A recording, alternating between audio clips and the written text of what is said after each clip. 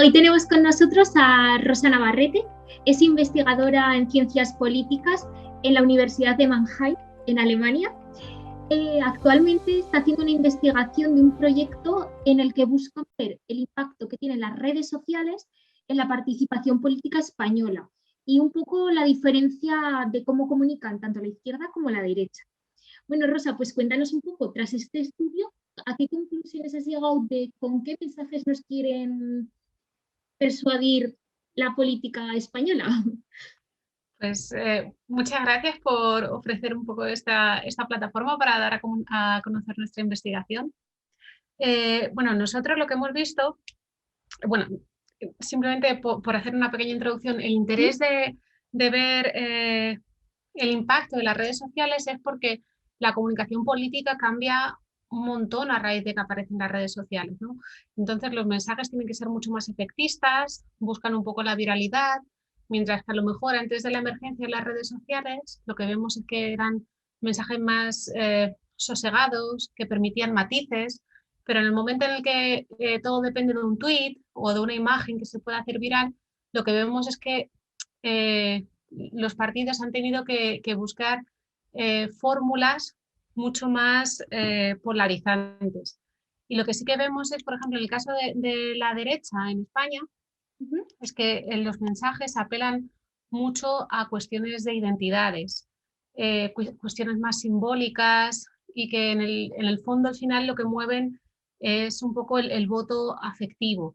Y en el caso de la izquierda lo que sí que vemos es que hay un intento de dar a conocer políticas,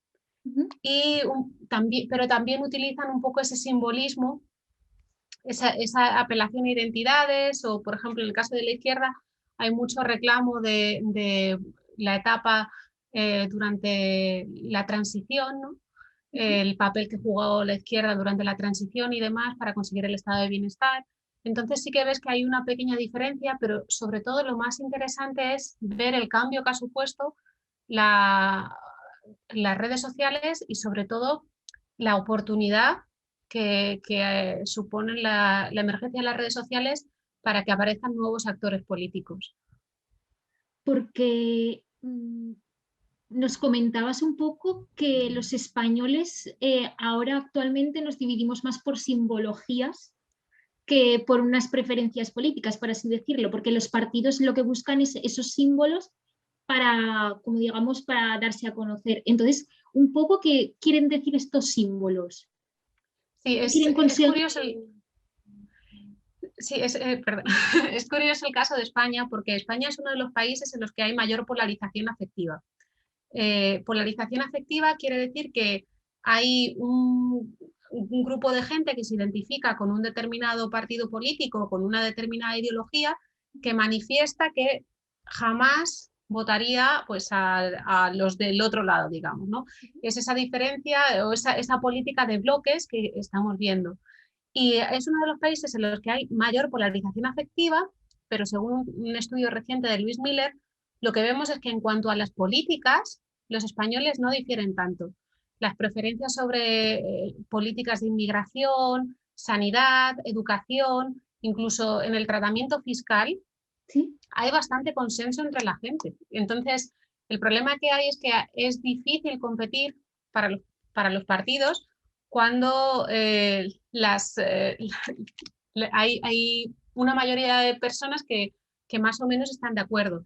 Es curioso porque tenemos siempre la sensación de que en España estamos siempre a la gresca, pero lo triste, digamos, o lo llamativo es que esa gresca en realidad no son por cuestiones de políticas concretas, sino que son cuestiones simbólicas. Entonces, lo que hablaba de cuestiones simbólicas, por ejemplo, es una cosa que llamó mucho la atención y que aquí en Alemania pues chocaba mucho, era la presencia en los mensajes de menciones hacia Latinoamérica, o en concreto la cuestión de Venezuela. El hecho de que se intenta, desde la derecha, por ejemplo, se habla muchísimo de Venezuela para intentar establecer vínculos que al final son atajos cognitivos, ¿no? Para la gente, establecer esos vínculos entre en la izquierda actual y el socialismo del siglo XXI que hay en Latinoamérica, ¿no? Entonces eso choca mucho porque luego a la hora de ver las políticas que se llevan a cabo es como no, No no cuadra. pega que, claro, no pega que, bueno, la política fiscal que hay en España o, no sé, todo lo que se ha hecho hasta el momento resulta chocante, sobre todo para mis compañeros alemanes, que se intenten establecer estos límites, perdón, estos vínculos. Pero lo que sí que vemos es que es un mensaje que cala en la ciudadanía, ¿no? O, por ejemplo, otra forma de apelar a las identidades era un poco toda esta idea de la unidad de España, cuando el conflicto catalán estaba mucho más candente, el tema de la unidad de España y demás, como había ciertos partidos que hicieron realmente de eso su bandera electoral. Y eso por una parte, ¿no? Por el lado de la izquierda lo que sí que vemos es pues reivindicar un poco el estado de bienestar, el pasado de lucha contra la dictadura y lo que vemos es que ellos también utilizan esa simbología, pero quizás son más, no tienen que recurrir tanto a esa apelación a las identidades porque las políticas socialdemócratas, digamos, generan bastante consenso entre la ciudadanía. Entonces, se puede permitir también hablar más de políticas concretas. Pero sí que resulta curioso ver un poco cómo se fabrican símbolos para que al final la gente cuando vaya a votar no va a votar por políticas concretas, sino que va a votar por una cuestión afectiva, ¿no? Que ha hecho que, primero que es importante porque al final ancla el voto, porque es una cuestión que trasciende lo racional, es una cuestión emotiva y sobre todo que es muy difícil discutir sobre eso, ¿no? Porque al final es un debate sobre símbolos, sobre identidades, en los que todo lo que se diga es muy sensible para los votantes. Entonces, eso es un poco lo que hemos visto en este proyecto en el que estamos analizando no solo España, otros países, pero por ejemplo en España hemos analizado más de 500.000 tweets de parlamentarios españoles y lo que vemos es que sí que hay esta diferencia en la comunicación entre izquierda y derecha y esa apelación a lo simbólico para movilizar a los electores. A los electores. Porque, o sea, relacionado con este estudio, yo me imagino que esto un poco traspasa las fronteras de España. O sea, porque en España sí que es cierto que muchos políticos interactúan a través de las redes o en 140 caracteres te dan su opinión acerca de un tema o cosas así. Esto, por ejemplo, en Alemania ocurre. En Alemania no hay una... O sea, Twitter está bastante extendido y ahora hemos visto que más del 80% de los parlamentarios alemanes también lo tienen. Pero sí que está bastante en pañales en comparación con España. En España los partidos políticos prácticamente desde el principio se hicieron cuentas de Twitter y lo que sí que vemos es que los parlamentarios o los políticos en general son más dados a entrar al trapo en conversaciones con la gente. Sin embargo, en el caso de Alemania es algo que no se ve tanto. Son fundamentalmente las redes sociales, se utilizan como un medio de comunicación de pues, actos institucionales, en plan un parlamentario que dice he ido aquí, he ido allá, pero son bastante asépticos en su comunicación, quitando los parlamentarios de AfD, Alternative für Deutschland, que son el partido de ultraderecha alemán, que eso sí que calientan un poco más el ambiente en Twitter y sí que se enzarzan más no solo con ciudadanos que les interpelan, sino también, por ejemplo, con otros parlamentarios, ¿no? Sí que les mencionan más. Pero es un poco diferente. En el caso el caso de España es una historia de éxito de Twitter, porque tiene mucho calado a nivel político y luego que tiene también una comunidad de usuarios bastante grande. Y eso, por ejemplo, explica cómo se organizó todo el 15M en su momento, en el 2011, ya han pasado 10 años, pero el hecho de que se organizase el 15M, el hecho de que pudieran surgir nuevos partidos, que pudieran competir con los dos partidos establecidos, eso no podría entenderse sin la existencia de las redes sociales. Vale, o sea, un poco las redes sociales han tenido que ver para que los partidos minoritarios nuevos lleguen a donde están, ¿no? Más o menos, en plan que cojan el auge que tienen. Sí, o sea, las redes sociales tienen una ventaja y es que es un medio de comunicación muy barato y que permiten mucho la viralidad de los mensajes. Entonces, tú tienes a un grupo de personas descontentas y es muy fácil que ese grupo de personas vayan dándose a conocer y vayan esparciendo un poco ese mensaje. Y ahora mismo es algo que vemos, por ejemplo, en las campañas electorales. En las últimas generales creo que salieron noticias de, bueno, no sé qué partido ha contratado una granja de bots para hacer virales ciertos mensajes, porque es importante. Y sobre todo porque tenemos que entender que el sistema de financiación de partidos en España ¿Sí? hacía que fuese muy difícil para otros partidos darse a conocer antes de la existencia de redes sociales. Porque primero, para poder acceder, para ser atractivos a los medios tradicionales, tenían que tener cierta importancia y luego para poder comprar espacio en esos medios necesitaban dinero, necesitaban financiación. En el caso de Twitter, tú lo único que necesitas es un grupo activo y necesitas un mensaje que cale y eso es lo que ha permitido un poco que, bueno, entre otras muchas cosas, ¿no? El éxito de estos partidos en España, de estos nuevos partidos, no se entiende sin las redes sociales, pero lo vemos, por ejemplo, en otros países. Sería difícil entender, eh, por ejemplo, el éxito de Trump sin Twitter, que También. claro, es la gente al final, los programas electorales, bueno, los programas electorales, no tanto los debates electorales ¿Sí? no se siguen y los debates de primarias mucho menos, ¿no? Pero antes de llegar a un debate, Trump ya tenía el mensaje puesto porque era muy viral todo lo que soltaba, ¿no? Y Pues sí. es otro ejemplo de político que apela mucho a las identidades y no a las políticas, que era, siempre hablaba de simbólico, de hacer América grande, no sé qué, pero en realidad nunca se discutía cómo, en qué consistía esa idea y es un poco, igual conecta un poco con lo que veíamos en el caso de España, ¿no? Apelar a lo simbólico para mover a los A los votantes. votantes. Vale, porque nos comentabas un poco el tema de la financiación de los partidos aquí en España. Cuéntanos un poco, en este estudio que habéis hecho, ¿tenéis datos sobre ello? ¿Cómo se financian? Sí, para no equivocarme, mira, lo miro por aquí. O sea, Sí, el 80% de la financiación que reciben los partidos políticos en España sí. es financiación pública, de los partidos con representación en el Parlamento.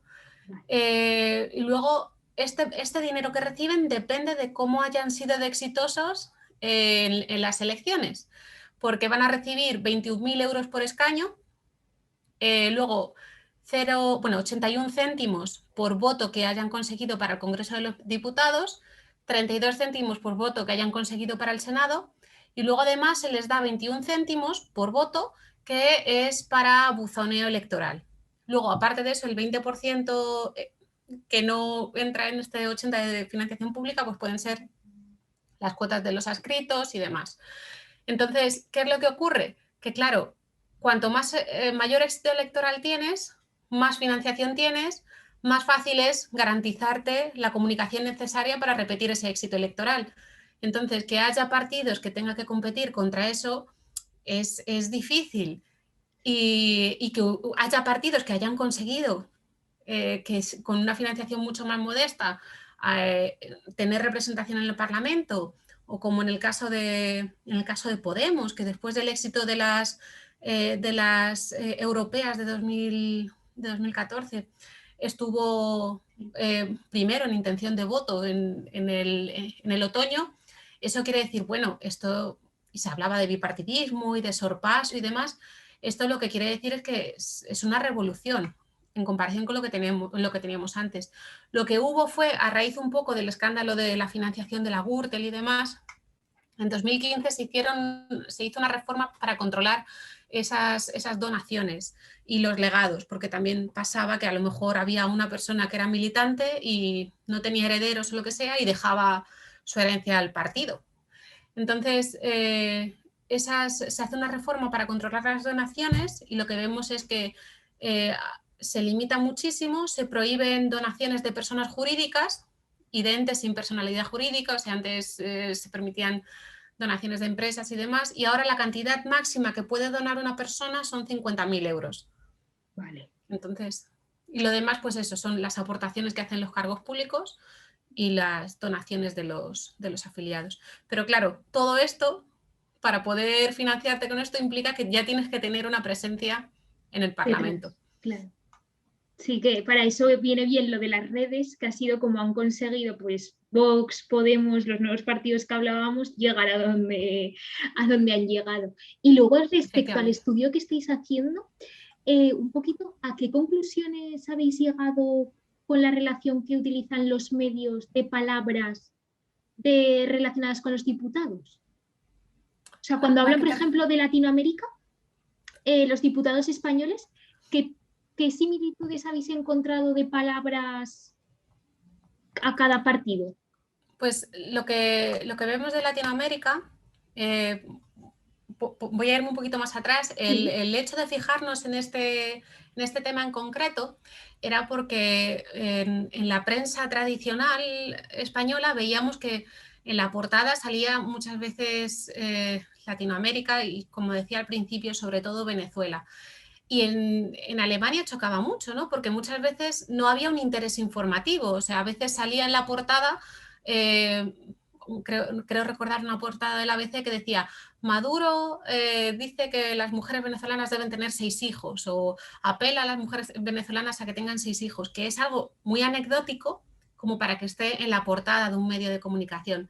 Entonces, claro, cuando lo comparábamos con el verdadero interés informativo de lo que ocurría y las portadas en otros países, vimos que era un tema que estaba presentado en los medios de manera muy diferente a cómo se presentaba en otros lados, ¿no?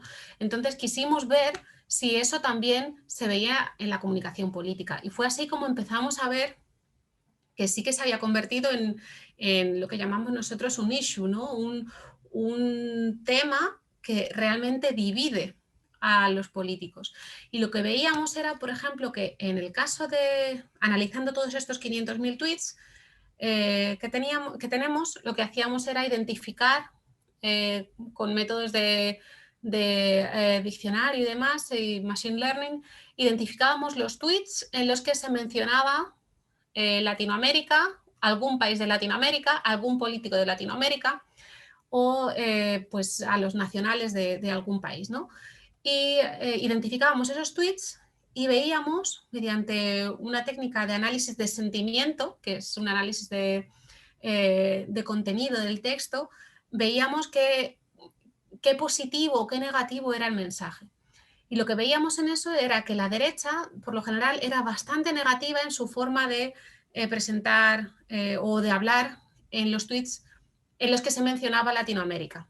Pero además lo que vimos es que si en el mismo tweet en el que se hablaba de Latinoamérica, además se mencionaba a algún político de izquierda o algún partido de izquierda, el tweet era significativamente más negativo. Con lo cual, un poco, esto nos servía para ver que no era algo fortuito, sino que responde un poco a una estrategia de comunicación, porque lo que veíamos era que estas diferencias en cuanto al mensaje no son diferencias casuales, sino que son diferencias estadísticamente significativas. Y lo que nosotros hemos interpretado de esto es que Latinoamérica, la idea de Latinoamérica o la idea de Venezuela en concreto, sirve para crear un símbolo nuevo. Entonces, la explicación una de las posibles explicaciones que tenemos es que a raíz de, bueno, durante mucho tiempo la comunicación de la derecha en España se basaba en la eficiencia en la gestión, en el milagro económico de los años de Aznar y demás. Y lo que vemos es que a raíz de todo el escándalo de la Gürtel, el ministro de Aznar, que había sido responsable de ese milagro económico, está en la cárcel, o tenemos al exsecretario, el extesorero en la cárcel y demás. Cuesta mucho que ese mensaje de gestión, de eficiencia en la gestión, cale entre los ciudadanos. Entonces es cuando empiezan a apelar a símbolos. Y un poco es el símbolo este de la Constitución del 78 y demás, pero claro, el Partido Socialista tiene un peso muy importante, ¿no? Porque el Partido Socialista utiliza otros símbolos. Es el símbolo de, bueno, en el 86 España entró en Europa, el sistema sanitario universal que tenemos se lo debemos a Ernest Lluch, partido que luchó contra la dictadura. Entonces, tiene una simbología muy poderosa también. Y la forma de luchar contra eso es intentar establecer vínculos de otra manera. Entonces, lo que hemos visto es que lo que quieren es un poco establecer vínculos como nosotros somos los que luchan por la libertad.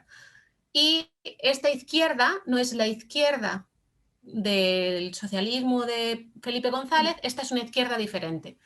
Esta es una izquierda que es la izquierda bolivariana, ¿no? Entonces es un poco el mensaje que vemos que se intenta colar a través de la comunicación política. Estaba buscando una imagen muy poderosa. En la portada de ABC de 25 de enero de 2020, lo que vemos es a un lado a Nicolás Maduro, con Pablo Iglesias, Zapatero, Pedro Sánchez, Ábalos y Alberto Garzón. Y en otro lado lo que vemos es a Juan Guaidó, a Trump, a Macron, a Angela Merkel, Boris Johnson y, sorpresivamente, a Felipe González. Entonces lo que vemos es un poco esta dicotomía, ¿no? De decir, bueno, estos son los chavistas bolivarianos, estos son los luchadores por la libertad, y entre los luchadores por la libertad está un antiguo presidente del PSOE. Entonces, un poco esto nos servía un poco para ilustrar y un poco para dar coherencia a lo que habíamos encontrado en los resultados, ¿no? Porque en principio nosotros no esperábamos que fuera tan evidente los mensajes, ¿no? Y lo que vemos es, lo que te comentaba, es esa necesidad de crear nuevos símbolos y es esa necesidad de usar Venezuela como, bueno, es que es hacia esto lo que vamos, ¿no? Entonces, no es, impide un poco a la izquierda reclamar los méritos o los éxitos que pudieran haber hecho en el pasado, les impide hacer, bueno, no les impide, intenta boicotear eso, ¿no? Ellos, por supuesto, pues harán en su estrategia de comunicación lo que consideren. Y la derecha un poco lo que hace es decir, bueno, fijaos que nosotros somos los que luchamos por la libertad. Y creo que esto se ve también en la campaña de comunicación que estamos viendo en la Comunidad de Madrid. Eso te iba a para preguntar. las elecciones. Las elecciones más cercanas, que cómo se ve esto reflejado. Sí. Pues vemos una comunicación muy polarizante y en el mensaje en concreto del PP lo que vemos es que utilizan esta fuerza y las ideas símbolo y esta dicotomía, ¿no? Porque su lema era libertad o comunismo. Y es un poco, la idea de esta portada que Sí. comentaba, es un poco la idea que tienen en el mensaje, y es un mensaje que cala.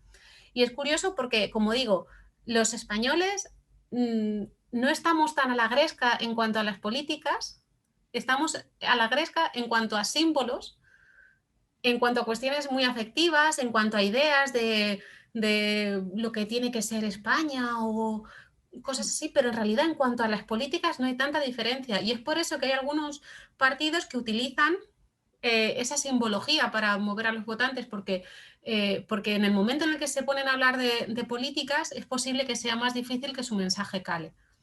Pues sí. Y ya un poco para terminar, ¿cómo crees que nos va a ir afectando esto en años posteriores, el tema de la simbología y de la polarización?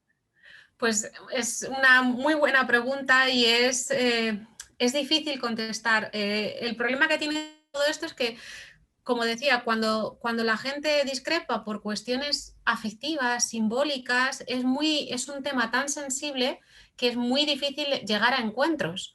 Entonces, cuanto más se polarizan las posiciones en cuanto a cuestiones que en realidad son de difícil discusión porque no son materiales, ¿no? Porque al final lo que vemos son diálogos de sordos que lo único que se ven son consignas o una caricatura del contrario. Y eso la verdad es que es bastante descorazonador, ¿no? El ver que decir, bueno, el ver que la evolución puede ser esa, ¿no? Yo creo que hay una oportunidad para que esto no pase. Los partidos, quiero pensar que necesitan también de un clima social menos polarizado. Sobre todo los dos grandes partidos, que al final es los que contribuyen también un poco a esa política de bloques, les interesa que no haya ese clima de tensión entre la ciudadanía. Pero claro, para eso la solución es intentar hablar de políticas. ¿Cuál es el problema? Que el que se pone a hablar de políticas al final tiene que empezar con matices, son, como decía, mensajes que son poco efectistas y que luego cuesta más recordar, ¿no? Porque si el mensaje es negativo, es mucho más fácil que nuestro cerebro lo recuerde que si es un mensaje positivo o es un mensaje neutro con simplemente información. Entonces, veremos lo que ocurre. Yo quiero pensar que al final esta estrategia no favorece a nadie y que, bueno, favorece al final a los grupos que sean más ultras, ¿no? A los más radicales, pero que en el largo plazo quiero pensar que esa polarización irá disminuyendo. Pero lo que tiene que quedar claro es que en cuanto a la idea de lo que nos gustaría que fuera como sociedad, hay bastante consenso. Entonces, hay mimbres para que haya algo bueno. Nos quedamos con el mensaje esperanzador de que dentro de lo que cabe, todos más o menos tiramos por el mismo lado. Así que nada, muchísimas gracias, Rosa, por dedicarnos estos minutos y explicarnos todo esto tan interesante y en un momento en el que la verdad que hace falta estudios de esta manera. Y pues nada, en otra ocasión nos vemos y muchísimas gracias. Adiós. A ti.